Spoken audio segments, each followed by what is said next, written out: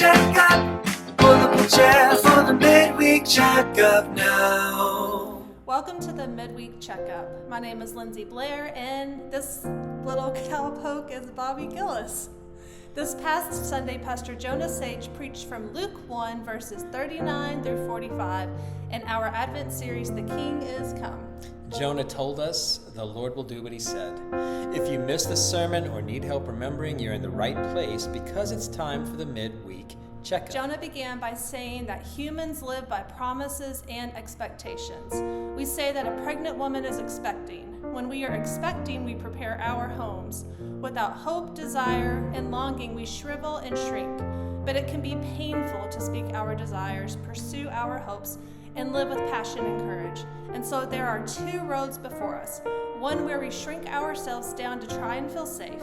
It is the road of diminishment, though, the road of hiding ourselves away. And then there's another road, a wide open road, but it's filled with curves and hills. It's unclear what lies ahead, but the road is lined with rich promises. In this text, we have two women with impossible pregnancies, the elderly Elizabeth and the Virgin Mary. Mary visits her elderly cousin, knowing she is a godly woman and needs a friend and a safe place to share her story.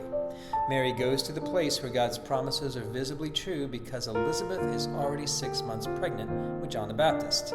And at the sound of Mary's greeting, Elizabeth's child leaped within her womb. Then Elizabeth gladly shouted, and she said, God has blessed you above all women, and your child is blessed.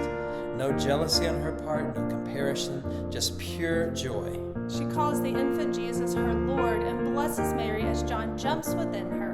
When you're wondering if God will keep his promises, you need someone who has gone before you to leap with joy in front of you. Mary is blessed because she believes the Lord will do what he said. Blessed is the word Jesus would use later in the Beatitudes in his Sermon on the Mount. It means fully alive, whole, and genuinely human. This is more than faith here for Mary. It's more than cognitive assent. Mary lived in expectation that God's promises would come true.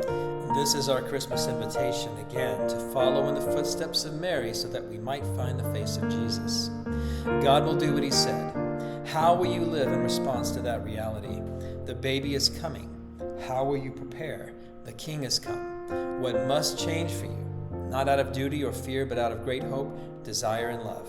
This Sunday, we'll continue our Advent series walking through the announcement and birth narrative in the Gospel of Luke. And in Bible Fellowship, we'll discuss Psalm 89. Join us and bring a friend.